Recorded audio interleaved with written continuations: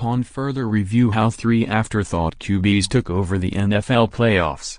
4 teams are left in the NFL playoffs, and only one boasts a top-tier quarterback. The NFC Championship Game will feature a pair of journeyman passers in Nick Foles and Case Keenum. And instead of facing Ben Roethlisberger in a highly anticipated rematch for the AFC title, Tom Brady will be squaring off against Blake Bortles. It wasn't supposed to happen this way. Pedigree should have won out, right? Keenum has played well this season after stepping in for an injured Sam Bradford, compiling a 11-3 record and leading the Vikings to the postseason. But beating out future Hall of Famer Drew Brees? He did it, connecting with Stefon Diggs for a 61-yard touchdown pass with no time left, the first such walk-off in NFL postseason history. More, championship game X factors, under-the-radar players who could swing NFL playoffs. More, Vikings at Eagles NFC Championship Game preview. 3 things to know. More, Jaguars at Patriots AFC Championship Game preview. 3 things to know. Bortles is often regarded as one of the worst starters in the league. But he looked nothing like that Sunday as he made several key throws in the Jaguars' 45-42 victory over Roethlisberger and the Steelers.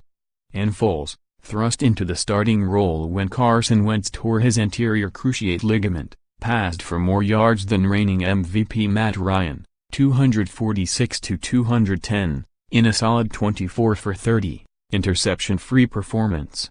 He then let his defense stifle Ryan and the Falcons in the closing seconds of the Eagles' 15-10 win. If the remaining quarterback picture was a March Madness bracket, you'd have a Final Four of Duke alongside Wichita State, George Mason and VCU. How, in this pass-happy league, did these 3 teams manage to reach this point with average to subpar quarterback outlooks? There's a common thread or two here. The first has to do with the other side of the ball.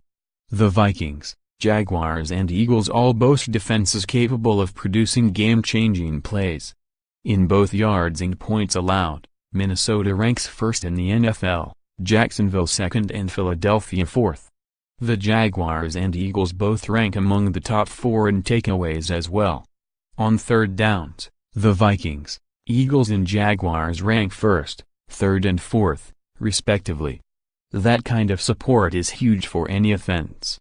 Jaguars defensive end Calais Campbell said he always tells Bortles and his other offensive teammates, "Just give us 7, and we'll do the rest."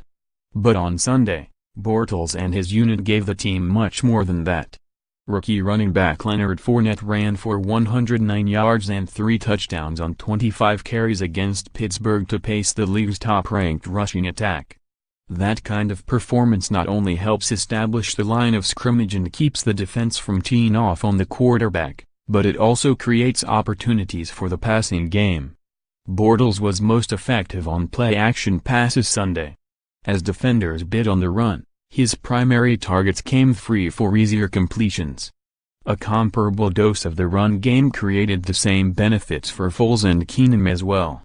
This approach wasn't new for either team. All season long, the Jaguars and Vikings have relied heavily on the run to ease pressure on their quarterbacks. Then, their coaches find ways to help them get into a rhythm in the passing game. Even the Wentz-led Eagles used the run to help establish the offense. But this element became even more significant once Foles took over. Keenum has served as the poster child this season for what a strong defense, smart offensive coordinator and quality supporting cast can do for a quarterback.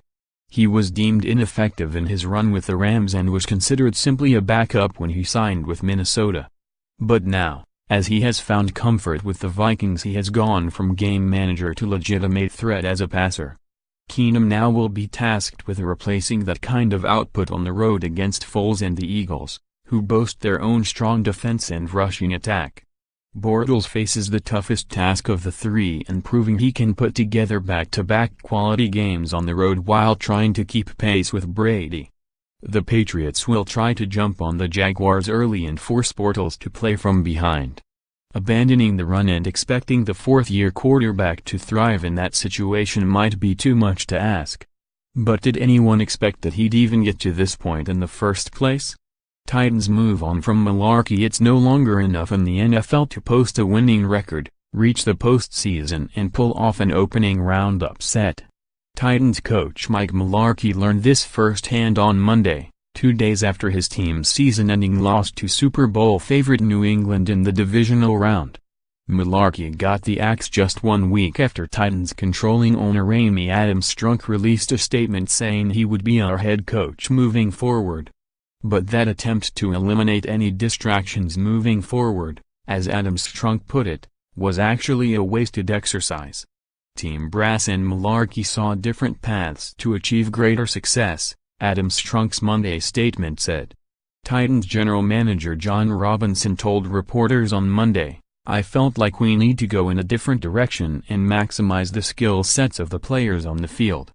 This has a lot to do with quarterback Marcus Mariota's growth, which didn't follow the expected trajectory in year 3, as he threw a career-high 15 interceptions and just 13 touchdown passes.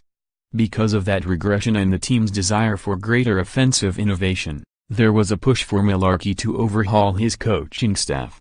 But Mularkey wanted to remain loyal to his assistants, including offensive coordinator Terry Robiskie. Mularkey and Robiskie prefer an offense founded on the power run game. Ownership wanted an attack that would better utilize Mariota's passing ability. It's certainly possible to have both. The Vikings and Rams, and even the Jaguars, are prime examples this season of teams with a run-first philosophy that both eases pressure on their young quarterbacks and position the passing attack for greater success. But management and ownership didn't have confidence that Mularkey and his staff as constructed could further develop Mariota. Mularkey's overall body of work, taking the team from 2-7 as interim head coach in 2015 to 9-7 in each of the last 2 seasons, and a playoff berth this year, wasn't enough to earn him the benefit of the doubt. It's possible a new coach and coordinator could ultimately pay off for Mariota, but the change also could hamper his development. Mariota was at his best this postseason when given freedom to run a no-huddle attack. Now, however, he has to start all over again. However, the Titans decided the benefits of a fresh approach outweighed those of continuity. Accountability in New England on Saturday, the Patriots achieved a remarkable feat as they advanced to their 7th straight AFC Championship game. But the atmosphere in their locker room following the 35-14 win over the Titans was no different than it would be in a mid-season win. That's because the Patriots expected to win the playoff game, just like any other. Ask a Patriots player for the secret to the organization's success and you likely won't get a profound answer. Belichick and his coaches have simplified things to the point where players don't have to think very deeply into what actually makes their engine go. Just a lot of good coaching and a lot of good football players, and we recognize that we have a great chance here and we want to maximize opportunity, wide receiver Danny Amendola said. Cornerback Stephon Gilmore said, "Everyone just plays together and does their job." Defensive tackle Ricky Jean-Francois joined the team in November after starting the year with the Packers. Now on his 5th team in 9 years, Francois has experienced his fair share of locker rooms. He hasn't observed anything magical about the Patriots' approach. "Nobody says anything," he said. "It's just what you see, accountability. Guys literally all doing their jobs. You do your job and don't do anything else.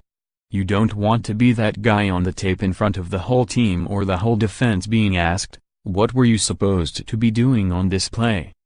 But it can't really be that simple, can it?" It is, Jean-Francois replied. "It's just that other places, people's actions don't usually follow their words, but here your actions follow your words. If they say do your job, you're fit into do your job. Other places they may say, do your job, but people don't actually always do it. Maybe they're focused on this and that. But here, they say it, and everyone does it, and you see the end result." Follow Mike Jones on Twitter @ByMikeJones. Photos, Best of NFL Divisional Round.